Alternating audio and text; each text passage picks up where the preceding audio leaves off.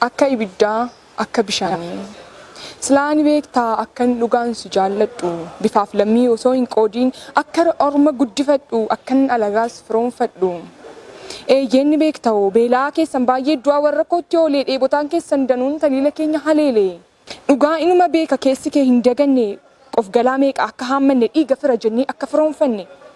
eeyyeenoo biyyatu beeka warqee keenya meeqaan akka calaqqistu ofumaatii si kuullee akka of mul'istu kootinetu kuullate jettees akka haasawwattu Marree eeyyee ani badaasaa of hin faarsu goota tiira jedhees baay'ee sin odeessu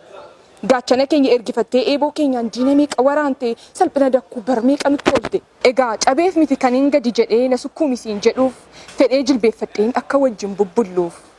akkan hin argine ta'ee gaafan hundumaa siif taru ta'ee mitiin ija dhabeessa isa qaqqabannaa waa baru obsimee daboomu miti kan jaallataniif obsu malee qixxee haasa'uu dhiisuun kabaja darbaa haasa'uu eenyutu wallaale Laamee bareedaa koo ani killee keedhaanaaf bareechi qabaa darbatamuu hin eegu sirkaa miliqnaan nan kufa nan cabaa of eeggachaa laalladhuu lafa dhakaay hafaan kee akkanaan quuqne cililaa faanaa ta'e siim lubbuu koo ani gonfoo keedhaa isa mo'ataa si fakkeessu namoota tuuta keessaa fageessee isa si mul'isu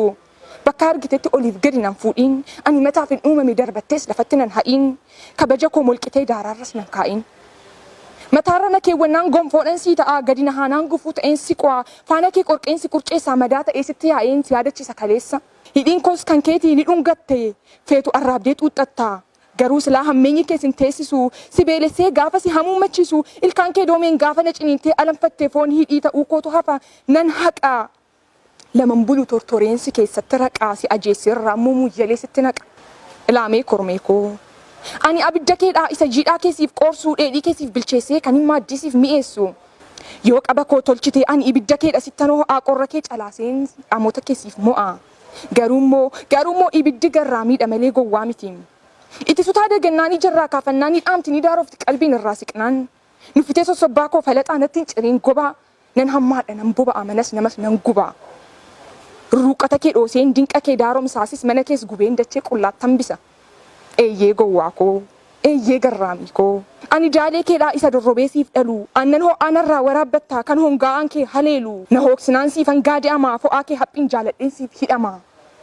narraa ilmatta mucha koo harkistee okolee kee guuttee na jalaa kaata aannannoo abbudduuffattee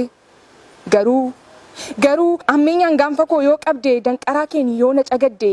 muchi koo battalatti siif gu'aa gaadii kee haphiin tarkaanfii koon gamas bu'a faanni koo gaadi'ame morma keetti ejjetee si hudha humni koo beekaasiif bitame dikeetti dabalee si ruuqaa danqaraa kee waliin awwaalee bara baraan achi si quuqaa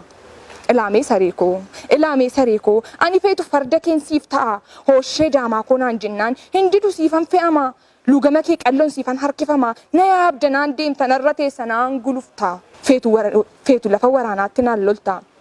Egaa yoo si baachuu koo argitee garba kee ergamaa kee na seete nan utaala nan himimsaa nan fiiga nan fiiksisaa nan weerara nan firixa si fuudheen allayyaa si lixa ol ha'een luka koon sirra ejjedha biyyoo fana sukkuumeen dukee si godha